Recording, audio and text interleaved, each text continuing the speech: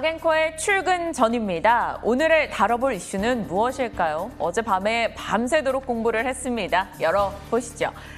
오늘의 키워드는 이렇게 꼽아봤어요. 꽃놀이패는 소재와 장비. 꽃놀이패라는 건 이기면 큰 이익을 보고 져도 큰 부담이 없는 패를 말합니다. 한마디로 손해볼 게 없다라는 거죠. 요즘 반도체나 배터리, 소재 장비 업체들이 꽃놀이패를 쥐었다라는 표현이 많이 나오는데요. 대표적으로 배터리 같은 경우는 완성차 업체들이 배터리를 내재화할 때 배터리사들은 부담을 느끼겠지만 누가 만들던 간에 장비와 소재는 필요하니 그들은 잃을 게 없다라는 겁니다. 소재와 장비주 이야기 오늘 다뤄보도록 하겠습니다. 일단 여기서부터 시작해야 될 것 같아요. 요즘 미국에서 반도체 배터리에 대해서 강력 드라이브를 걸었죠. 일명 바이든 청구서라고 하는 것.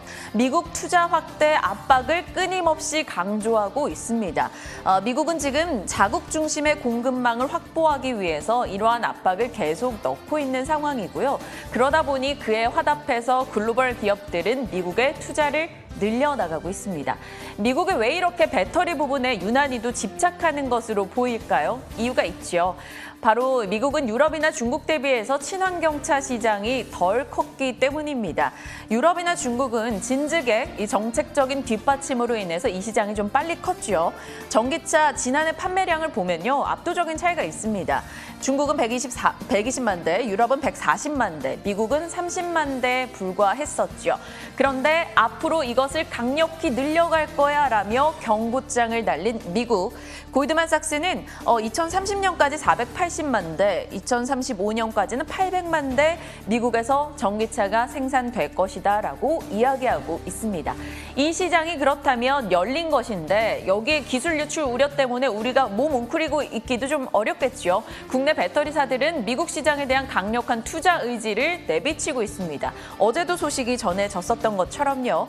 LG 측에서는 기존에 있던 것보다 훨씬 더 많은 배터리 캐파를 만들어내기 위해서 계속적으로 투자 의지를 밝혔죠.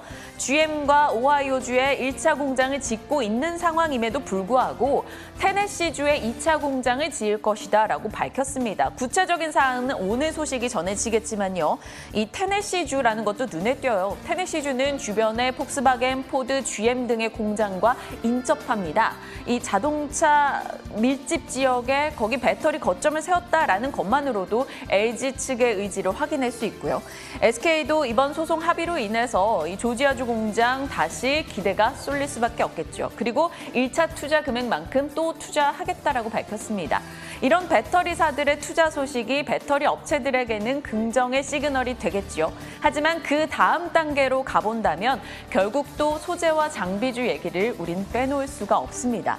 주변에요. 이 소재주, 장비주 왜 구분하는데 소재주, 장비주 뭔 차이인데 이렇게 생각하시는 분들이 은근 많아서 한번 정리를 해봤습니다. 보통 반도체도 배터리도 그렇고 종합 생산 업체가 있고 그다음에 장비주, 그다음에 소재주 이런 식으로 주가가 올라간다라고들 많이 얘기를 하잖아요. 순서가요. 오늘 보죠. 제조 장비 쪽에서는 정극 공정을 맡고 있는 쪽은 음극과 양극의 극판을 만드는 업체들, TSI, CIS, PNT 이쪽의 장비를 공급하는 업체입니다. 그리고 이 극판과 원재료를 조립해서 완성품을 만드는 게 조립 공정이고요. 거기에 정기적 성질을 더하는 게 활성화, 그리고 끝으로 테스트하는 공정. 이렇게 공정별로 어제 밤새 추렸습니다. 관련한 기업들이요. 우리 익숙한 기업들도 많죠. 인텍플럭스, CIS, 엠플러스 등등이 거론되고 있습니다. 그리고 장비주 다음은 뭘까요? 소재주가 되겠죠. 소재주 가기 전에 배터리 4대 소재 한번 들여다보시죠. 양극재와 음극재가 있습니다. 에너지의 밀도나 출력을 높이는 거고요. 그리고 양극재와 음극재 사이에서 리튬이온이 왔다 갔다 잘 할 수 있게 매개체 역할을 하는 게 전해액. 그리고 양극과 음극이 만나서 불이 나지 않도록 막아주는 게 분리막입니다. 이렇게 네 가지 소재와 관련해서 소재 기업들이 또 쭉 있겠죠. 열어보죠. 양극재 쪽은 우리 비교적 익숙한 것 같아요. 에코프로비엠, 코스모 신소재, LNF, 포스코 케미칼 등 거론되고요. 자, 음극재 쪽도 익숙한 업체들. 전해액도 솔브레인이나 첨보후성 많이들 익숙하실 거예요. 분리막이 사실 조금 어렵게 느껴지시죠? 지금은 SK EIT가 국내에서는 거의 유일하게 분리막을 제대로 생산해내고 있다고 하는데요. 뉴욕 상장 기대감 안고 있는 SK이노베이션의 자회사입니다. 앞으로 한번 관련한 이슈 잘 봐야 될 것 같고요. 동박도 있죠. 음극 집전체, 음극 지지체라고 하는 동박 관련한 기업은 일진머티리얼즈 SKC입니다.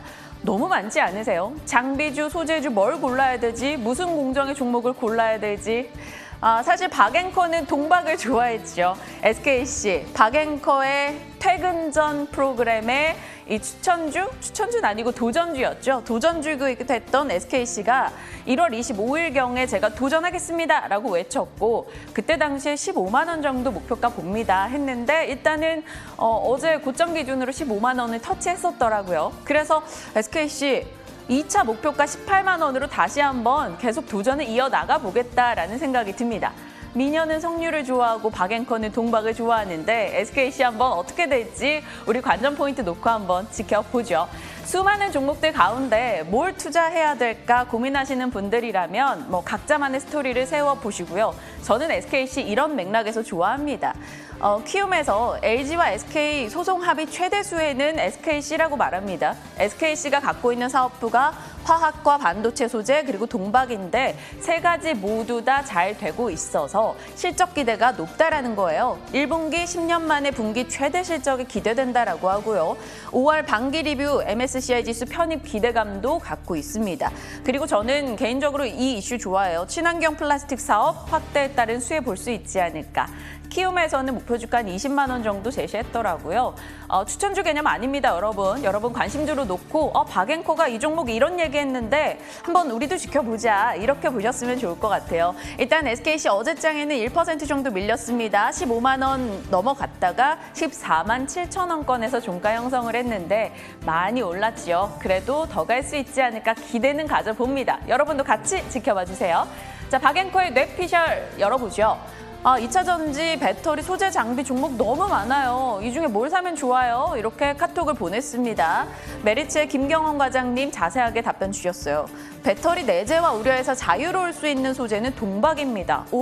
SKC, 일진머티리얼즈 긍정적으로 보신다 하셨고 장비 업체들은 대보 마그네틱 긍정적으로 보고 있어요. 라고 말씀 주셨죠. 앞서 장비 그 내용에서 기타 공정에 들어가 있었던 대보 마그네틱 꼭 필요한 작업을 하는 업체이니까 여러분도 한번 지켜보시길 바랍니다.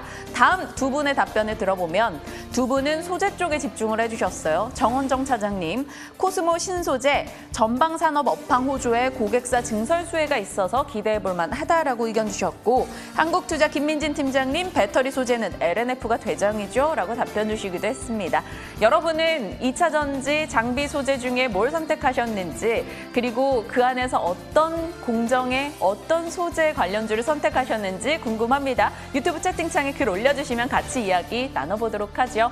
오늘 2차 전지 배터리에 대한 이야기 나눠봤습니다. 박앵커의 출근 전이었습니다.